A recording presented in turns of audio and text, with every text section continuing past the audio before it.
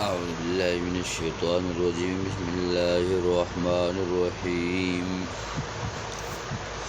وقيل للذين اتقوا ماذا أنزل ربكم قالوا خيرا. سورة نحل شروع پای کی دیم باب آغا ذکر کے دو 24-49 پوری پاگی کی 29 آیت پوری تذکر شی ہوا چی پدی کی دہا و خلق ذکر و جاغن نمومن کیو او بیا آغوی دلی پیدی تخویب و خرابی ورکو او یو پیورتا تخویب دنیاوی او مخی آیات او زجر د انکار د قرآن ذکر شو. دلتا و ذکر کئی بشارت دا خلق دبا جاغ منون کی دی. وقیل للذین اتقوا ویل شی آغا چا دا جزانے د شرک نساتلوی ماذا انزل ربکم زشی نازل کرده رب سازو وایا جی نازل کرده خیرن خیر لرا جو سوئی چا اللہ جل شانہو چکر دا مومنانو دا بوشی و ناغوی سوئی خیر دی او چکر دا کافرانو دا غوی دا بوشی و ناغوی سوئی الاساطیر الاولین یعنی دا خواہ مخکنے بخانی قصی دی ناغوی مرفوع ذکر کرو او دی منصوب او واقع مخکن اساطیرن کی ذکر کری وا اغوی انکار دا قرآن ذکر کو او دوی انزال نازل دل دا قرآن حقا ذکر کول او خیرن دا دیر لوی خیر دے دا اللہ دا طرفنا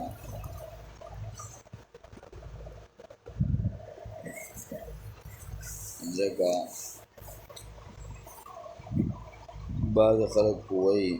چه قرآن باندې ایمان نه جوړیږي او اصلاح نه کی داخلي یعنی خلق گمراه کیږي. موږ وایو نه دا د خیر ډېر لوی کتاب دی چې توحید ومني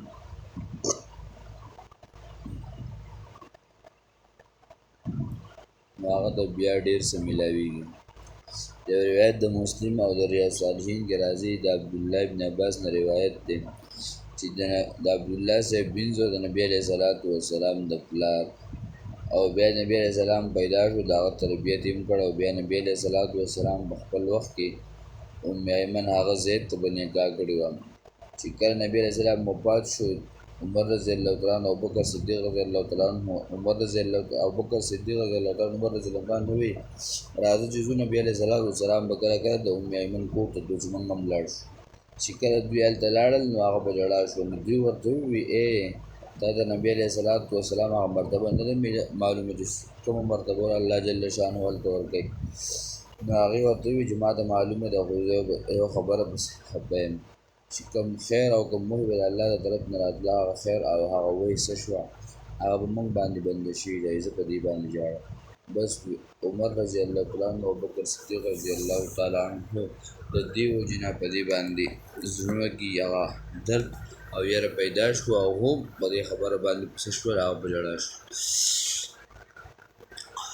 خیرا للذین احسنوا فی هذه الدنیا حسنه هغه چاله توحید میں هغه چاله للذین هغه چاله احسنوا فی هذه الدنیا حسنه چې توحید منل دی هغوی په دنیا کې ښایسته ژوند دی. تفسیر جلالین وایي چې هغه پاک ژوند به وي اطمینان او سکون بولی تنګي به پکې نه وي. ولدار الاخرة خیر او کور د آخرت وروستنی خیرون ډېر غوره دی ونعم دار المتقین او ښه دی کور د متقیانو. نو بری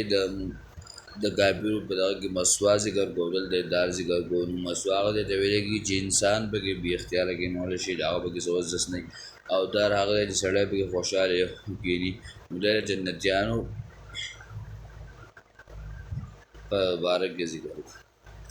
جنات عدن یدخلونها نو جنت ویلې کېږي په هغې کې باغونه وي یعنې داسې میوې به وي چې په دنیا کې به نه یا داسې به وي چې سړی به خوړی نه شي دلته به وي خوړی به یې نه شي یا به داسې چې طاقت پرې نه رسي نو بلکې په جنت کې به دا ټولې خبرې ختم شي هر قسمه میوې طاقت هر څیز به هغه صحیح د انسان نه میلاویږي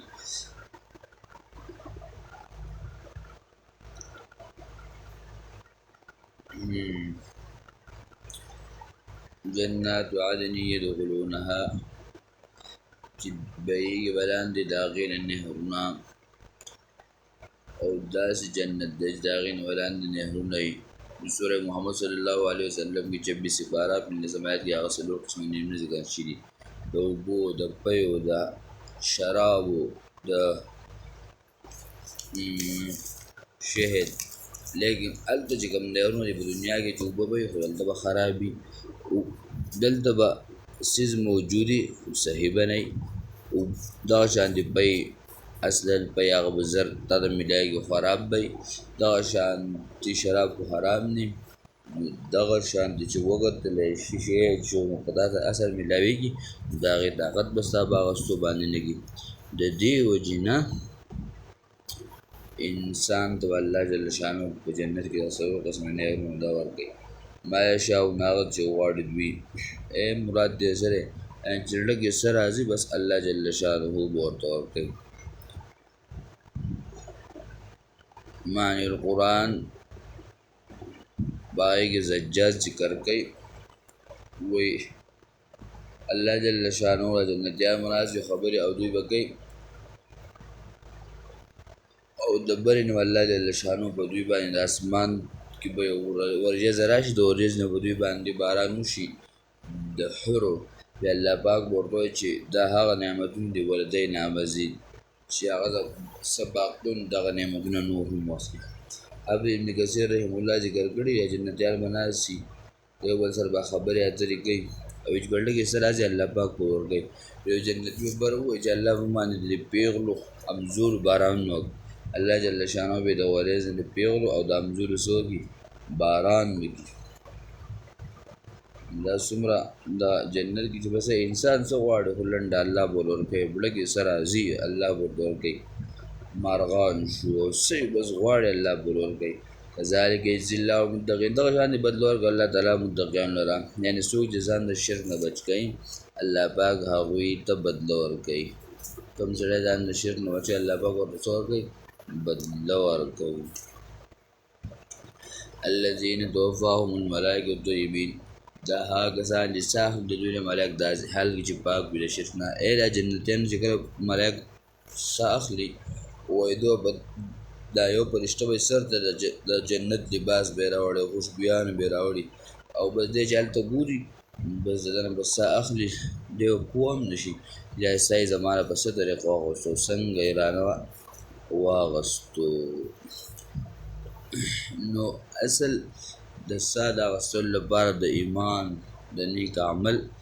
چې سړی په دنیا کې څومره تکالیفات دا ذکر کوي او په جنت کې دوی دغه په دنیا دغه تکلیفات او د نقصانونو د هغې ذکر کوي یو بل ته او طیبین څه مطلب یعنی چې د کفر شرک نه ځان ساتلی لکه سورې مومن حامیم سجده انعام بلکې دا خبرې ذکر کوي چې دې انسان عقیده صحیح هغه درست وي او دې د حرام نه ځان ساتي او دې انسان الله پاک ښایسته مر ورکوي یعنی په حالت د ایمان او توبه کې چې به ناحقه نه وي پر دې چیزونو نه خو ښایسته مرګ دې ته ویل کېږي چې سړی د ایمان په حالت کې د دنیا نه لاړ شي او د توبې په وجه باندې الله پاک ورته ایمان نصیب دا نه چې بس د ده بچي دي او لوډیان دي او ښځې دي او وینځې دي او قسمه قسم هر څه موجود دي او پالنګور باندې موجود دي او بیا د ښځې مرزینا نه بلکې اصل ښایسته مرګ سره چې هغه د انسان نه د ایمان په حالت کې او توبې په حالت کې لاړ شي الله زموږ نصیب کړي او بل په دنیا کې اصل هغه د شهادت مرګ دی لکه احد کې وګوره دغه شان دی چې په دنیا کې سړی د الله په لاره کې شهید شي د هغې بیا ځانه جدا خوند ځانه جدا خوند او جدا مزې وي یقولون سلام علیکم وایي ملک سلام وایي چې ملک سلامونه دي په تاسو باندې نو درې قسمه سلام دی یو قسمه سلام دا چې فرشتې ورته ای د الله دوست به دا سلامي دوستان دریم د الله له طرف نه او دریم جنت بشارت بولوږي دغه شانتي به یو بل ته هم دوی سلامونه کوي هلته د مانځه تذکرې او د حج د روژې د تلاوت د دې تذکرې به هم هلته وي څو قسمه سلام یو بل ته سلام د الله د طرف نه سلام د جنت زیری فرشتو له طرف نه سلام ادخلوا الجنة بما كنتم تعملون ورنه زي تاسو په سبب د عملونو چې تاسو کول نو سه تاسو د جنت ته ورتن نشئ چې تاسو کوم معلومه کول تاسو نیکي کوئ د دې په وجه باندې تاسو شئ د جنت ته ورتن نشئ او جنت ته څه شئ داخل شئ چې کله بیا انسان جنت ته داخلېږي نو هغه عملونه انسان الله جل شانه وکړي حدیث کې راځي چې لکه مثلا یو سړی د الله رسول موږ خو د جنت وسنګ داخل نبی حضرت والسلام وفرمایل چې د الله پاک د رحمت د بغیر زوم نشم داخله دي نو یو حقیقت دی یو عادي دی حقیقت دی مثلا مثال په دنیا کې د سړی یا لکه د سړی بچی وي نو حقیقت کې دی بچو ورکون کې څوک دی د الله پاک دی بچو ورکول الله پاک ورکي بلکې عادي څوک دی د سړی اوس په سړی وعده نه کړو لاسونه ولې او چې الله پاک مال بچی راګي الله پاک مال بچی راګي نو اوس کوم واده چې کوم هغه نه کړو د بچی او د دې غوښته او د دې اوازونه کوي دا څنګه د عامل شي بلکې دا یو حقیقت دی یو عادي دی حقیقت کې به سړی چې هغه د الله پاک په رحمت سره زی او بل چې هغه عادي دی بلکې هر څوک به د خپل عمل په وجه باندې نو د دې نه وروسته تخویبي دنیاوي هغه ذکر کوي انتظار نه کوي موږ د دوی چې راشي دوی ته ملایک د مرګ یا راشي دوی ته طرف د حکم ستاسو